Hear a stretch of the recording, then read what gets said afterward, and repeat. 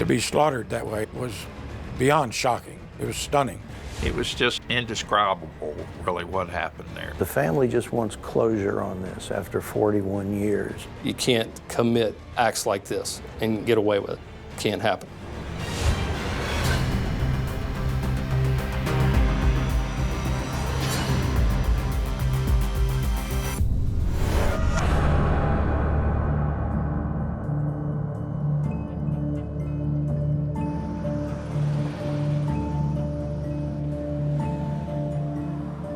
This shopping center, Terry Court, was built in 1958. Right there is where High's Ice Cream was in 1967. It was just a terrible situation. Indescribable, really, what happened there.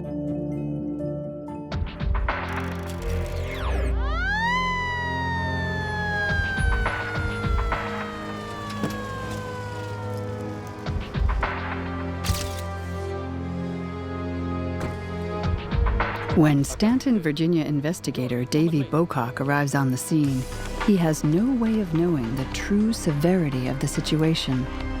Dave Bocock, he and I drove up at the same time. And he and I walked in the store at the same time, walked in together. We couldn't see anything in the front, so we went straight to the back, and we saw the murder scene, the two girls lying there, and a lot of blood. Back then, the Staunton Police Department had neither photographer nor camera. Davey asked me to photograph the scene. Call a rescue squad.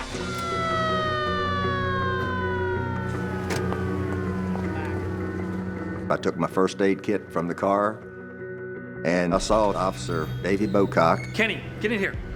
See what you can do. He pointed to a storage area, and I went back in there, and that's when I discovered the two victims. What amazed me so much was the amount of blood. One was lying to my left, and she had been shot in the head, and I checked her pulse, and it was obvious she was deceased. So I turned my attention to the other one, and she was still alive. I turned her over, and I realized who she was. She was a Carolyn Hefner. I've seen suicides, I've seen multiple fatalities, and nothing really hit me as hard as that did. 20-year-old Carolyn Hefner Perry and her sister-in-law, 19-year-old Connie Hefner, are both shot once in the head at close range, execution style, with .25 caliber bullets. Connie dies at the scene, while Carolyn is rushed to the hospital, fighting for her life. We got her out of there as soon as we could, put her in the back of the ambulance, and took her to King's Daughters Hospital.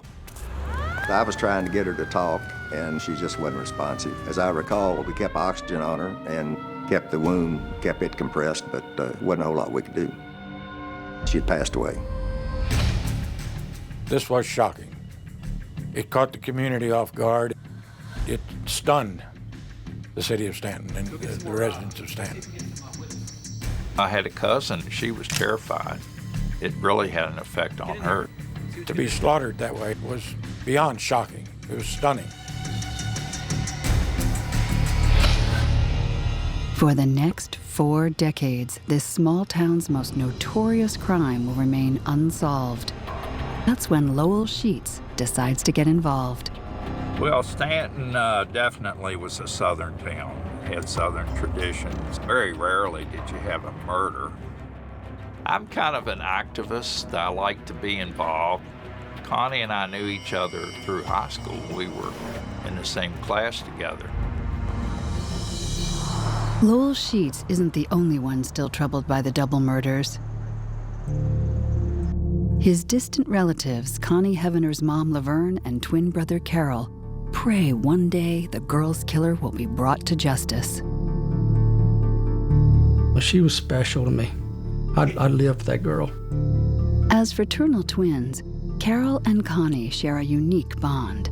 Children that live together in a womb and then experience life outside of it, yeah, they're close, very close. Connie was very loving, and especially like she was a mother hen over her brother. And they just got along real good, really did.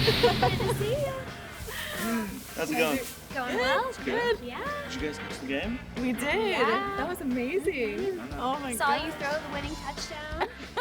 She was cheerleader, and everyone loved her. They really did. She had a lot of friends. I don't remember if Carolyn was a cheerleader or not. She might have been, but I know Connie was. They were real good friends. Working together at the ice cream store owned by Carolyn's family brings them even closer. Friday night, but I guess I'm gonna go. I know. I'll get my dress ready.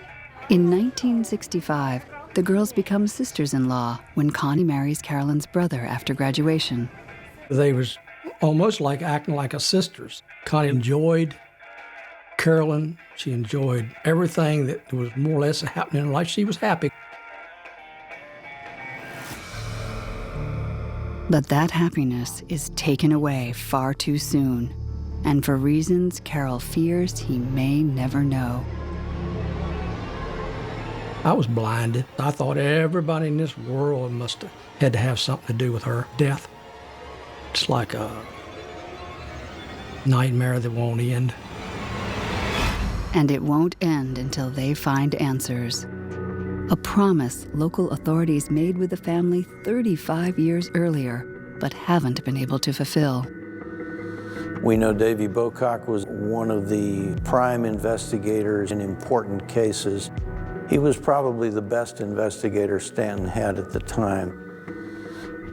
The first thought was that there had been a robbery because there was a money bag missing and there was an amount of money, I believe about $138 missing from the cash drawer area. We got plenty of photographs. Okay. Hey, officers, I don't know what happened there, but I may have some information that maybe have helped to you. Well, I saw a short black man with a pipe. A short black man with a pipe. Yeah, and a white man with him just running. 24-year-old school teacher Barry Jones steps forward and tells investigator Bocock everything he saw. An unexpected but desperately needed lead. Where were they running to? I don't know. I just saw him running across the parking lot. The police followed that lead. As a matter of fact, they actually got some dogs involved in trying to pick up a scent and follow those people, but that amounted to nothing. Later, the eyewitness admits that he made the story up. You got somebody that interjects themselves into an investigation, and then you disprove some of the things that they tell you. They even admit that. Then you start thinking, well, why would they lie about that? So immediately they start becoming a suspect. He was at the scene. He made no bones about that. And in a way, he acted strangely. He said strange things, inconsistent. I think at that time, if he was going through a difficult period, he had just been informed that he would not be rehired for the next year as a teacher. His wife came from a well-to-do, prominent family, and she expected maybe more than what he produced. He kind of lost some of his moorings, so to speak. 6 months after the slayings, Jones is no longer a key witness. He's now the prime suspect. A woman who had gone into the High's store that night to buy ice cream saw him again and said, "That's the man I saw in the High's store the night of the murders." But of course, he denied ever being in the High's store that night or any other night. Based on Bocock's report, the Staunton police charge him with 1 count of murder. They made a decision at the time that they would only charge the murder of Connie Hevener just in case anything went awry. They could still charge the murder of Carolyn Perry. That was just a decision they made at the time, not to charge with both. Staunton residents prepare for the biggest murder trial the city has ever seen. But outside the courthouse, Connie Hevener's twin brother Carol decides to render his own verdict. The day that she was killed, something in my brain, boop, just like that. And I carried a knife All of a sudden, I snapped my hand. I said, that's him.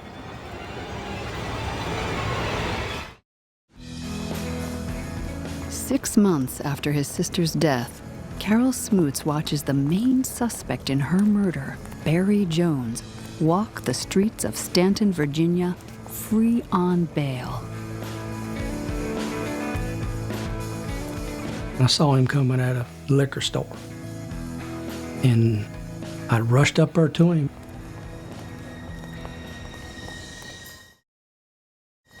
And I was right on his rear end. He kept looking. I kept staring at him. I don't know if it was God's will or Connie's will, but I was blinded for just a split second, just enough time to give him to make a turn. And he recognized me and he left. Oh, I'd have done it. Yeah, I'd have done it. Been a mistake, but I'd have done it. Jones escapes the wrath of Carol Smootz, but he still must face the prosecutor, a jury, and a witness who claims she saw him just before the murders. She identifies him as the person she saw in the store eating a banana split. She did not get a full frontal view of the person who was seated there, and the defense very aggressively challenged her identification of him. This was a circumstantial evidence case based on an identification that was very questionable and highly challenged. There was never any real evidence. I mean, if you really followed the case, it was all just innuendo. There was no blood on him, no gun. It was so flimsy. It takes only 3 hours for the jury to find Jones not guilty. There was a lot of pressure from the press in this case to find the killer. Bocock later made a statement that he felt they hadn't done enough at the time they brought him to trial, that more needed to be done, but they'd kind of been pressured into it. For Staunton police, the case eventually goes cold. Finding Connie and Carolyn's murderer gets sidelined for more solvable crimes. As the years progressed, I never heard a word about it. And then it got to the point where they would do a newspaper special about every 10 years, and that was it. There was really never any ongoing investigation or any reports that there were new leads or anything, really. 35 years after the murders, the man who knows the most about the slayings is still the original investigator, retired detective Davy Bocock.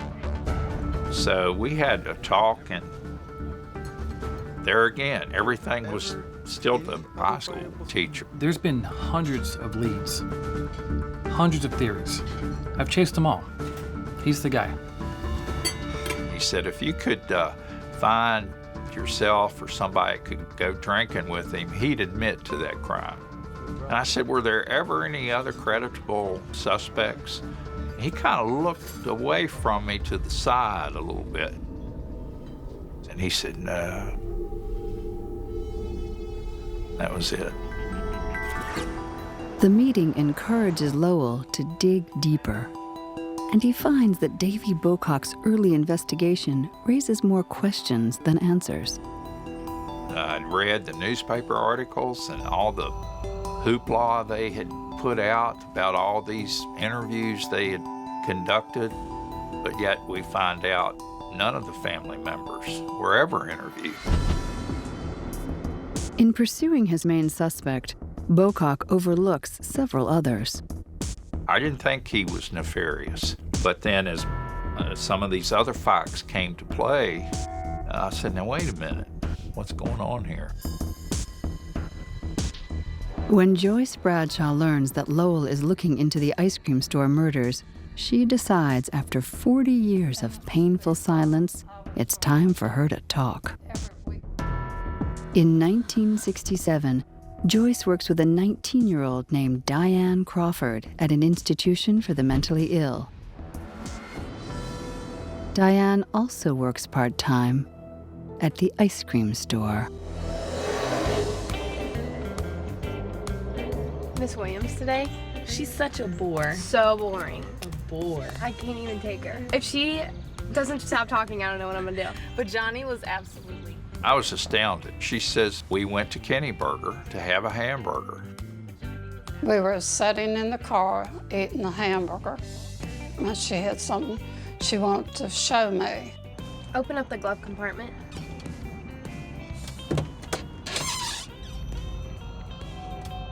What are you doing with that? There's 2 bullets in there. One's for my stepfather, and the other's for that Heavener girl. One for her stepfather, whom she had accused of sexually abusing her when she was young, and the other was for Carolyn Heavener.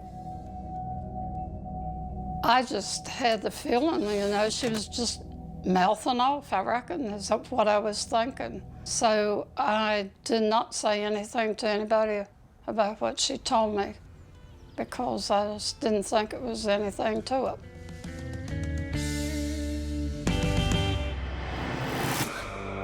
Ten days later, the Heavener girl, Carolyn Heavener Perry, is murdered.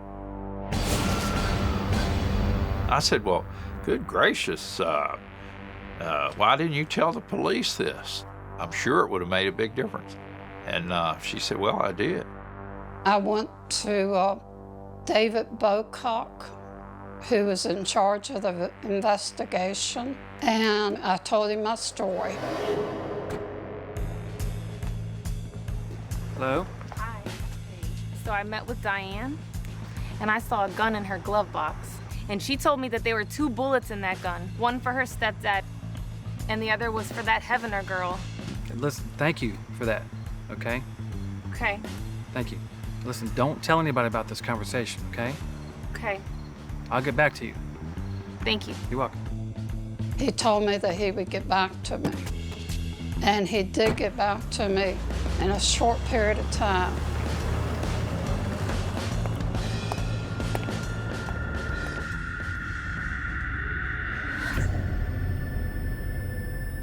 I was called to go to the parking lot that someone wanted to see me. And it was David Bocock. I just wanted to tell you I checked out your story about Diane. She had nothing to do with it. She passed the lie detector test, and her gun does not match the murder weapon. I knew he was lying to me, but he was an investigator and I was basically nobody. What Bocock says next ensures that Joyce Bradshaw never speaks of her conversation with Diane Crawford again. Diane comes out to the farm a lot to practice. Shooting guns. She's a crack shot. You have a good day. I think that he meant for me to back off and stay out of the way. That Diane does have a gun and that she would kill me. I felt like I might be her next target. For over 40 years, Staunton, Virginia's most notorious crime, the double murder of Connie Heavener and Carolyn Heavener Perry, remained unsolved. When finally, a witness comes forward. It was scary. I never told my husband. I never told my mother. I never told a soul. Shortly after the murders, Joyce Bradshaw's life is threatened. Not once. Diane comes out to the farm a lot to practice. Shooting guns. She's a crack shot. But twice.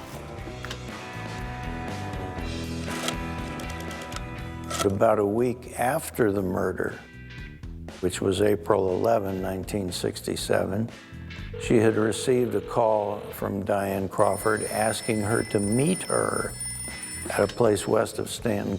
Hello? Hello, Joyce? It's Diane. Diane called me and asked me to go to Lone Fountain. Diane, I don't think that's a good idea. And it's way out in the country. And I refused, told her I couldn't go. And she said, Then keep your mouth shut. About what? You know about what? And that was the end of our conversation. I don't know what would have happened. I don't know what she had in store for me. She had something in store for me, but I don't know. The phone call and her encounter with lead detective Davy Bocock silences Joyce Bradshaw.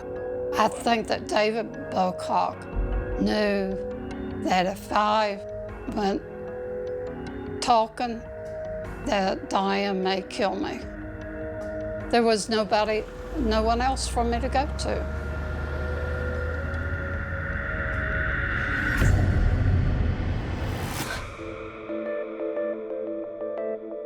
Four decades later, Joyce's revelations, if true, mean a murderer is living free, and the city's most respected investigator is behind the cover-up of the crime.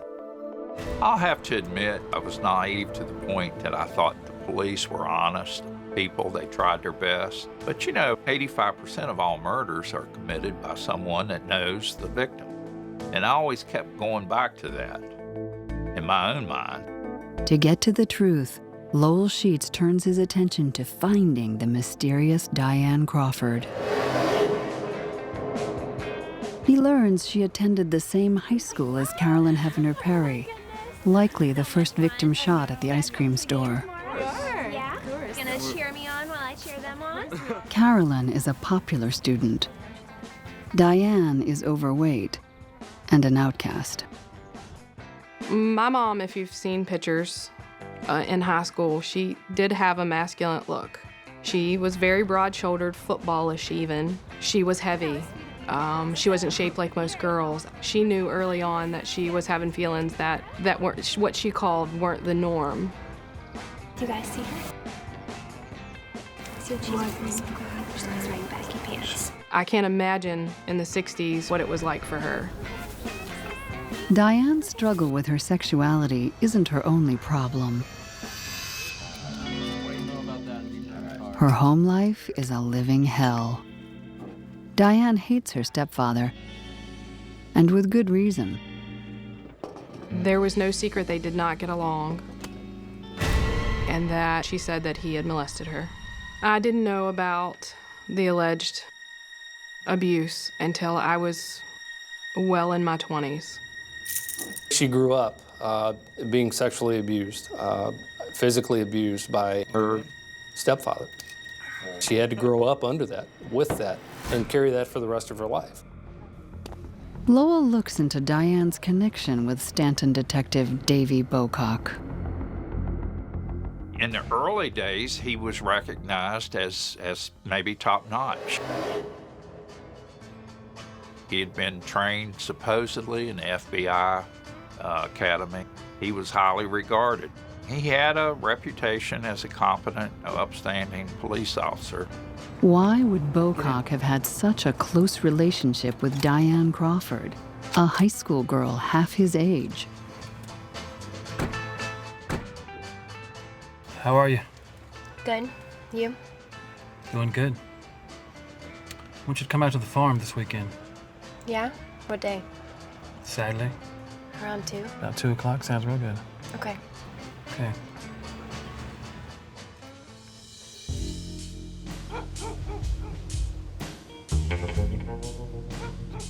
Push this right down and get us just like a spring again.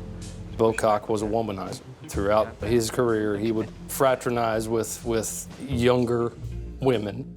He had been divorced, and of course, in speaking with his first wife, she'd tell you the same. That was the reason for the divorce. He would run out and about as he pleased with whoever he pleased. So why wouldn't it have been any different with Diane? Okay. All right, you ready? I'm gonna stand here. And listen, this, go ahead and grab it. Go ahead and grab it. This is not like your... It's obvious that my mom and Bocock had some kind of relationship. I mean, he taught her how to shoot a gun. I do know that. He spent some time with her, from what I hear, from my mom and from my grandmother. There was definitely a relationship, but I'm not sure of what it was. What if their relationship had been intimate? Diane would have had a lot over top of Bocock had he not helped her. Take the bullet. Push She could have ruined his professional life, his career, anything that he had built. She could have tore it down just by going to chief of police. Would have ruined him. Or does Bocock have another reason for wanting to protect Diane? I worked with him many years in many important and not so important cases. There was criticism of him as a womanizer. There was never criticism of him as a crooked cop. 40 years after the crime, suspect Diane Crawford is living unnoticed in Staunton and has been for decades. But she's dying. She had kidney disease. She was a brittle diabetic. Diane Crawford might be the only person who can help solve the murders of Connie and Carolyn, but time is running out, and she's not talking. 4 decades after Connie Heavener and Carolyn Heavener Perry's double murder, Lowell Sheets races against time to find answers. And that means finding new suspect, Diane Crawford. Joyce had said that she was in a nursing home up Harrisonburg Way. She was actually there under the name of Sharon Smith.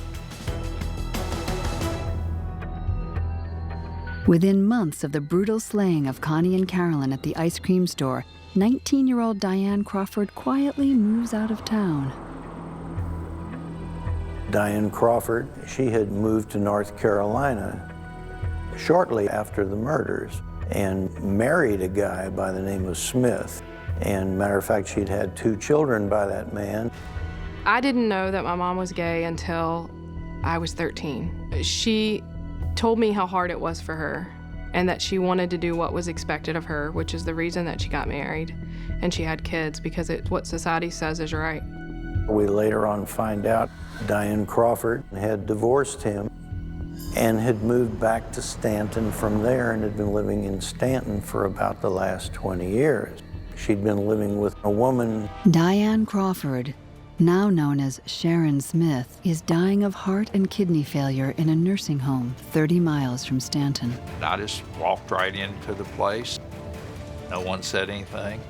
And when I went in, there she was. I told her who it was. I, of course, had the entree in the sense that one of the girls was a relative. And I started in on her about being a distant relative, and I knew she worked the highest ice cream. I never accused her of the murders, nor did I tell her about the gun threat. So I started talking to her about the murders, and she was just very nonchalant.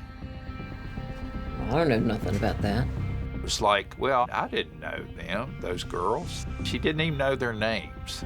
She had no interest whatsoever in helping the cause.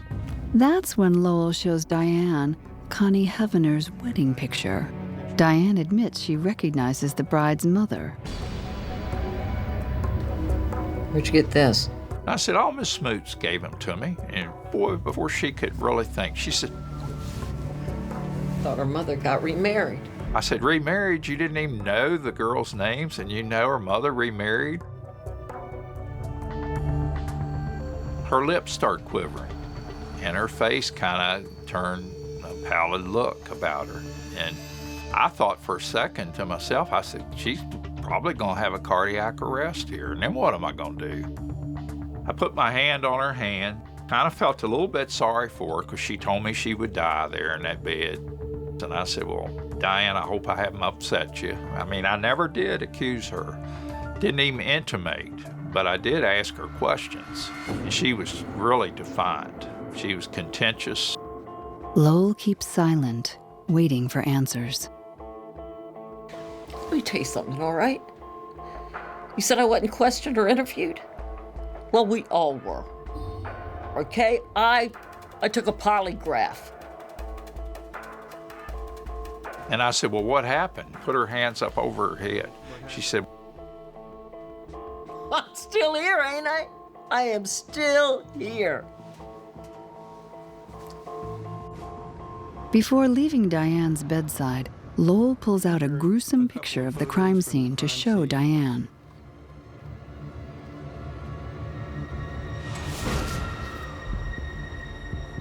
Get shot in the face, that's what happens, right? A lot of blood. The comment stops him in his tracks. Besides the police, no one knows Carolyn got shot in the face. Carolyn's body was found face down, and there apparently had been no indication in the news, so no one would know she had been shot in the face except the shooter. No one would know the angle to which Connie had been shot except the shooter. Don't know there's been a confession, but I have all this in my mind that she's the one that had done it. It's time to get the authorities involved. My unit commander had come to me and said, look, Lowell Sheets is coming forward with some new information on the Highs case. Cold case detective Mike King begins his investigation by digging into the field notes of the original detective, Davy Bocock. There wasn't much forensic evidence. They recovered the bullets from the victims. Other than that, there really wasn't much to go on other than testimonial evidence.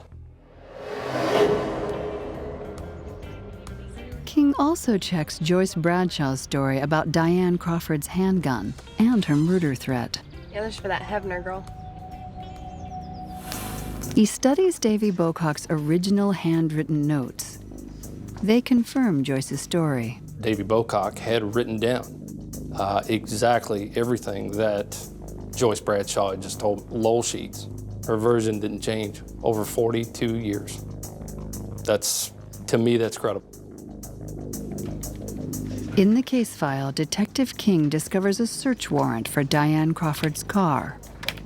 The search warrant was detailed on a 1965 Chevrolet. It had the driver of the search warrant detailed as Diane Crawford, and the item to be searched for was a .25 caliber small pistol. Apparently, Bocock drops the ball. Court records show that he never executes the warrant. I want to tell you, I checked on the story about Diane. And there is nothing in the files to support Bocock's claim that he cleared Diane or her gun. Information about what he had seized. And did he seize it? Was it ever in evidence? What happened to this supposed gun for which he got this search warrant? According to Joyce Bradshaw, Bocock says the FBI tested Diane's .25 caliber handgun and found no match to evidence at the murder scene. FBI records show no such tests. After having seen these field notes detailing this about Diane Crawford, why do I not find anything else in there about Diane Crawford, about the gun that she had, about the gun that he seized? Where is it? It's up to the lead investigator to document that. To Mike King, Detective Davy Bocock has crossed a line. I'm thinking dirty cop. Whether we stick together or not, honesty, integrity, trustworthiness, you burn that, then you're not a cop anymore in my book. Authorities wonder if Detective Davy Bocock helped Diane Crawford get away with murder, and why.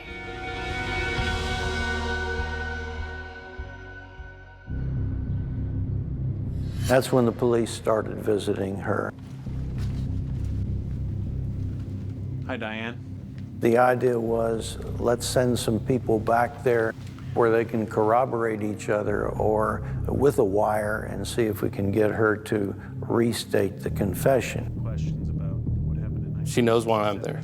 I could see the fear in her talking to me. I could see it in her eyes. I could hear it in her tone, the tone of her voice. She knew why the Staunton police wanted to talk to her. You might have some information that can help us finally solve this case. Well, I don't know nothing about that. The first time we sat down with her, nothing came of it. And her suspicion of why we were there to talk to her was only confirmed by myself and the other investigator. So naturally, the wall went up. By the end of their first meeting, the dying woman doesn't reveal a thing. I asked her, I said, would it be okay if we came back and talked to you again? I don't care what you do. Come, go, do whatever you want to do, all right? And she was open to it. You know, that made me feel a lot better. Carolyn Heavener Perry's family also visit Diane to make a simple plea for the truth. Please just let our family have closure. The family members said, Diane, we know what happened. We feel that you're responsible. We want answers, and that's all we want for the family, for our own peace of mind. We've been dealing with this for 40 some odd years, and that's all we want is to be able to close this thing. Seeing her so close to death, no one is interested in sending Diane to prison. She's old, she's sick. I just want to make sure that she can actually stay here and not go to jail. That's what we're talking about. The victims' families and her daughter ask investigators to give Diane immunity if she tells the truth about the murders.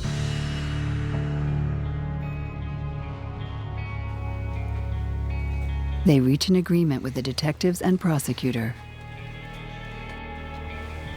So, Diane, are you finally ready to tell us what happened that night? I don't want anybody to hear this. I want everybody out.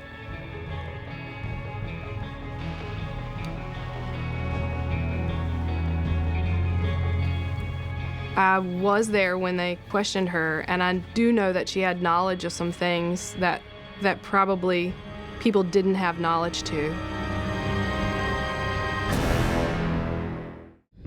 With her daughter Crystal and members of the victim's family waiting outside her hospice room, it's time for Diane Crawford's 40 years of silence to finally come to an end. All right, we're here. What happened? She knew that she was going to be able to stay there. She knew that she was going to be able to die there and that things were going to be okay. And I kind of used that to get a little closer, to dig in a little deeper. And she finally said that she did.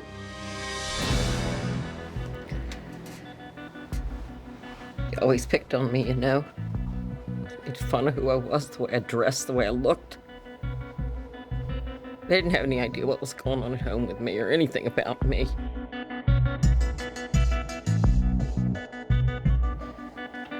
Snooty, uppity. She was able to tell me what the girls were doing. She was able to tell me that they were cleaning up, counting money to close up shop.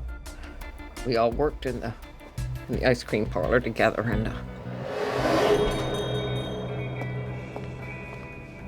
I'm not coming in tomorrow night. Are you just asking for the day off?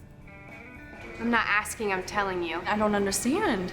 I'm sick of the way you guys are acting towards me, the way you talk to me, the way you judge me, the way you treat me. I'm done with it. I don't understand. She was able to tell me who she shot first. You pushed me too far, Carolyn. Carolyn? She was able to tell me where she shot the first victim and where she shot the second victim. Why did you do that? And in what order. She was able to tell me it all. Diane also admits grabbing money from the register to make it look like a robbery. you know, I just kind of had it with everybody, everything, my whole life. According to her, these girls, both girls, would pick on her about her being gay. And that coupled with how she grew up and the things she dealt with, the abuse at home, she said she just snapped. Carolyn! Had had enough.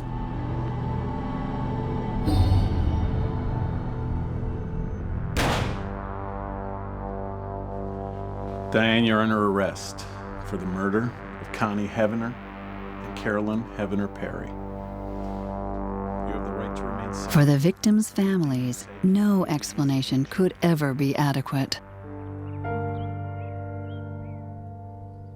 She took my daughter.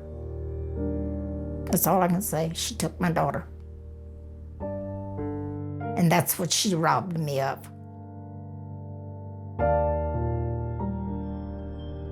I prayed to God, and I prayed to Connie. I said, I just got to know, are you okay? She told me, she said, brother, don't worry about me. I am with my Lord and Maker. And that helped. That helped a lot. Diane Crawford never explains her relationship with Davy Bocock, saying only that she knew him as a police officer. He passed away 2 years prior. Diane Crawford, now Sharon Smith, says in her last interview with the police that she did tell Bocock she had murdered the girls and he helped her hide the murder weapon. What do I do with the gun? Let me have it. It's better if I keep it. You okay? Mm-hmm. We did all that we could do in terms of trying to corroborate anything that she said. We weren't able to prove it or disprove it. With the lack of witnesses that are living, I think it's highly unlikely that we're gonna know. Sharon Diane Crawford Smith is too ill to attend a preliminary hearing. She dies 13 days later. Staunton police search Bocock's farm for the gun, without success. We followed that up with a police investigation by the Virginia State Police to see if they could determine any Bocock connection with a cover-up, and they could not. I think most people preferred it to be some transient, some wacko that came off of interstate, or maybe two guys that were just trying to prove something. I think they preferred that story to anyone that really knew the victims themselves. I think that was maybe part of the problem, really, in finding the killer. Staunton, Virginia's greatest mystery has finally been solved. Still, it provides little consolation. No, these girls were both nice-looking girls, and it was just the innocence of them. It was a terrible, terrible thing.